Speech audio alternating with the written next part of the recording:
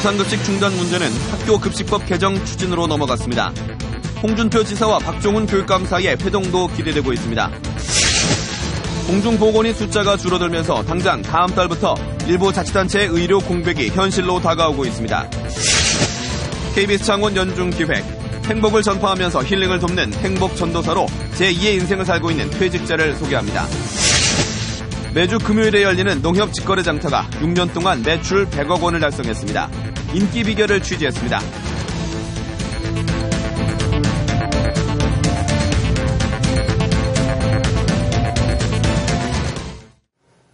안녕하십니까. 이어서 경남 소식입니다.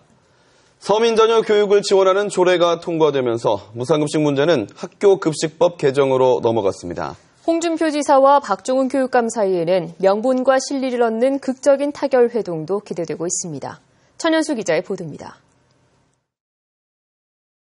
경상남도와 도교육청의 무상급식 갈등의 원인은 도와 시군이 예산을 지원하기 때문입니다. 이를 국가가 지원해 문제를 없애는 것이 학교급식법 개정의 골자입니다. 문재인 새정치민주연합 대표는 학교급식법 개정에 대한 의지를 표시했습니다.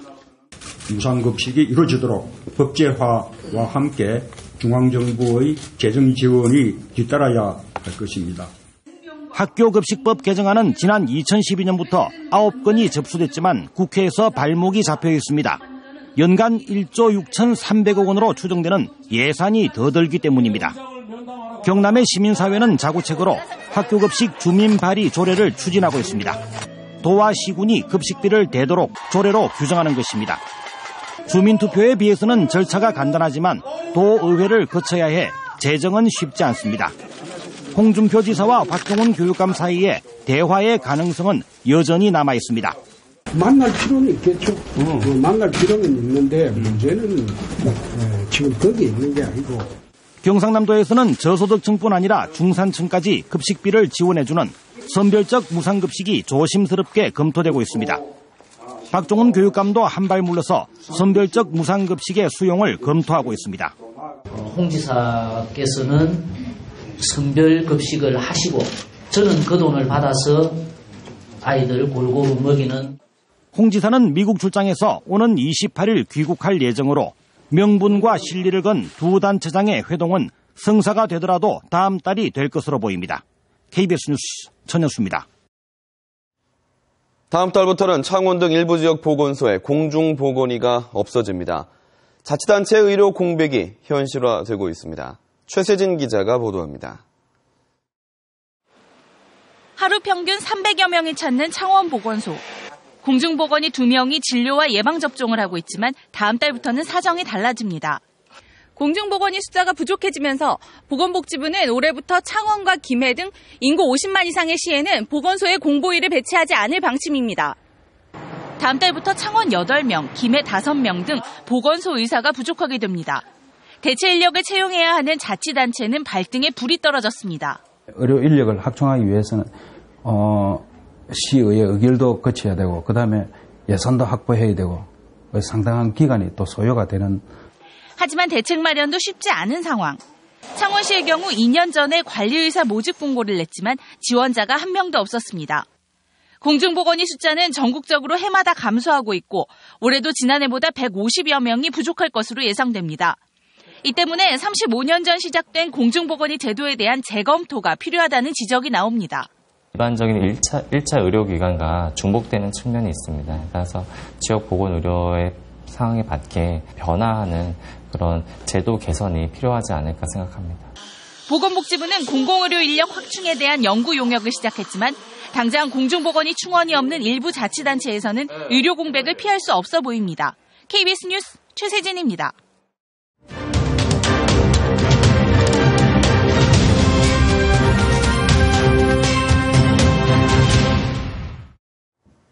KBS 창원 연중기획 100세 경남 새로운 도전 순서입니다. 요즘 오래 사는 것보다 건강하고 행복하게 사는 삶이 화두가 되고 있는데요. 자신의 제2의 인생은 물론 인생 이모작을 꿈꾸는 퇴직자들에게 행복을 전파하고 치유를 돕는 강사들을 조미령 기자가 만났습니다. 유치원 원장을 그만두고 10년 넘게 전업주부로 살던 50살 김채윤 씨. 요양보호사가 되려는 수강생을 대상으로 치매를 주제로 강연을 합니다.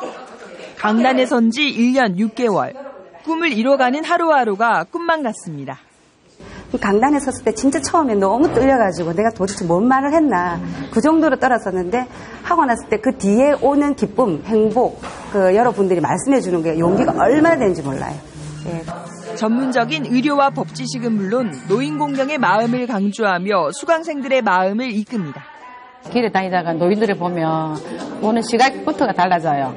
물건 지나가다가 한 번 더 돌아다 보게 되고 도와줄 게 있나 없나 한 번쯤 확인하게 되더라고요.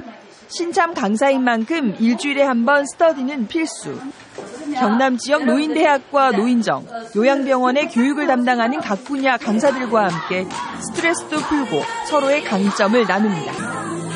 강사로 출발한 자신의 제2 인생은 물론 수강생으로 만나게 되는 퇴직자의 인생 이모작에 힘을 북돋습니다. 좀 이제 나이 들고 나게 할 일이 없다가 아니고 나도 뭔가 할 수가 있구나. 그래서 나도 누군가를 위해서 희망을 줄 수 있구나. 지난해 경남의 65세 이상 인구는 44만 9천 명으로 전체 13.7%. 제2의 인생을 꿈꾸는 사람들이 혼자가 아닌 함께 행복하고 건강한 100세 시대를 설계하고 있습니다. KBS 뉴스 조미정입니다. 매주 금요일에만 열리는 농협 직거래 장터 들어본 적 있으실 텐데요. 좁은 공간이지만 6년 동안 매출이 100억 원이나 됐습니다. 그 인기 비결을 오종우 기자가 알아봤습니다. 매주 금요일 열리는 직거래 장터. 경남 곳곳에서 농민들이 기른 농축산물을 내다 팝니다. 과일과 채소, 소고기까지 다양한 특산물이 거래됩니다. 도심 속에 시골 장터가 생긴 겁니다. 이용객 절반 이상은 계속 찾는 단골들. 정겨운 대화도 오갑니다. 5,000원인데 4,000원에 해드린다, 사장님. 지난 2009년 개장한 금요 직거래 장터는 6년 만에 매출 100억 원을 달성했습니다. 농민들은 애써 키운 농산물을 제값에 팔 수 있어 만족스럽고 농산물을 내 물건을 갖다가 소비자들하고 직접 내가 연계를 해가지고 파는 그런 또 재미도 있고 또 나한테 또 가정에 보탬도 되고 소비자들도 농민들이 직접 재배한 농산물이어서 신뢰할 수 있는 데다 더 저렴하게 살 수 있습니다. 믿음이 가요. 여기가 믿음이 굉장히 믿음이 가고 사가서도 전혀 후회스럽지가 않고 여기를 거쳐가야 될 것 같아서 항상 매주 금요일은 여기 옵니다. 도시 소비자들과 농민들에게 모두 이득이 되는 직거래 장터. 양측 모두가 만족하면서 매출액은 해마다 늘어날 것으로 보입니다. KBS 뉴스 오종우입니다. 창원시의 대형 건축물 허가권이 구청에 있었는데 다시 본청으로 이관됐습니다. 왜 이런 일이 생긴 걸까요? 박상현 기자가 취재했습니다. 창원 산단의 한 아파트형 공장입니다. 땅 넓이만 4만 제곱미터로 예전엔 한 기업체의 공장이 있었지만 아파트형 공장으로 바뀌면서 100개 넘는 업체가 들어올 전망입니다. 사실상 큰 땅을 쪼개는 필지 분할 효과가 나타나는 겁니다. 소규모 하시는 분들 있지 않습니까? 임대로 계시는 분들, 주로 비강화하는 쪽에 사람들이 많이 들어와 있습니다. 네, 영세업체들이죠. 하지만 이런 결과는 창원 산단의 필지 분할을 막고 대기업 위주로 키우려는 창원시의 정책과 어긋납니다. 공장터가 작아져 중소기업이 늘어나면 경쟁력이 약해지고 산업단지가 쇠퇴할 거란 우려 때문입니다. 당시 허가권이 있던 성산구는 아파트형 공장 건설을 허가했습니다. 이렇게 창원시의 정책이 구청 행정에 잘 반영이 되지 않으면서 창원시가 구청에 줬던 대형 건축물에 대한 허가권을 다시 가져왔습니다.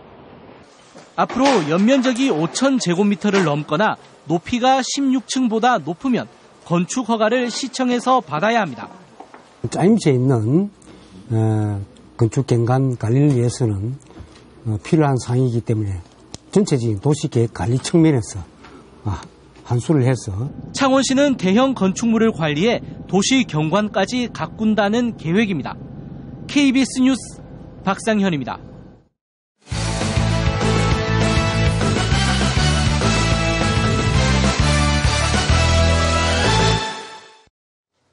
주요 단신입니다. 새정치민주연합 경남도당은 어제 경남도의회가 서민 전역 교육 지원 조례를 가결한 것은 도민의 뜻을 저버린 행위라며 비판했습니다. 새정치민주연합 경남도당은 이 조례안은 관련 법령 위배 소지가 크고 교육청 사업과 유사 중복 사업이기 때문에 혈세를 낭비할 소지가 크지만 도의회가 찬성표를 던져 홍준표 지사의 꼭두각시임을 자인했다며 경남도의원들을 비난했습니다. 경상남도의 무상급식 대체 사업인 서민자녀 교육지원 조례 통과에 항의하는 휴대전화 문자가 도의원들에게 빗발치고 있습니다. 김윤근 도의회 의장을 비롯해 새누리당 도의원들은 어제부터 무상급식 중단을 비난하는 항의 문자가 수백 통씩 오고 있다고 밝혔습니다. 또 경남도의회와 경상남도 홈페이지에도 무상급식 중단에 따른 항의 댓글이 잇따라 올라오고 있습니다. 3월 22일 유엔이 정한 세계 물의 날을 맞아 낙동강 환경청과 경상남도 수자원공사 등이 공동으로 주관하는 기념 행사가 창원 컨벤션센터에서 열렸습니다. 오늘 열린 경남 물포럼에서 학계와 환경단체, 관계기관이 모여 수돗물과 습지, 물정책 등 다양한 주제로 의견을 나눴습니다. 세계 물의 날을 맞아 내일과 모레 경남과 부산에서는 사진 전시회 등 다양한 행사가 열립니다. 통영시가 동피랑 벽화마을이 기획한 윤미숙 푸른통영 21 사무국장을 해고한 것은 부당하다는 결정이 나왔습니다. 경남지방노동위원회는 통영시 부당해고 구제 신청에 대해 근무기간이 2년이 넘어 무기계약직인데다 또 윤 사무국장이 통영시에 보낸 편지를 정당한 해고 사유라고 볼 수 없다며 부당해고라고 결정을 내렸습니다.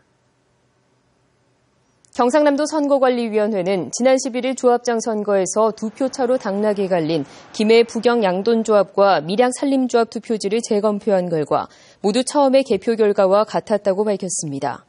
도 선관위는 후보자 측 참관인들이 지켜보는 가운데 투표지 보관 상자를 확인하고 후보자별 투표지를 재검표한 결과 이미 발표된 결과와 한 표 차이도 없었다고 설명했습니다. 경남 소식이었습니다.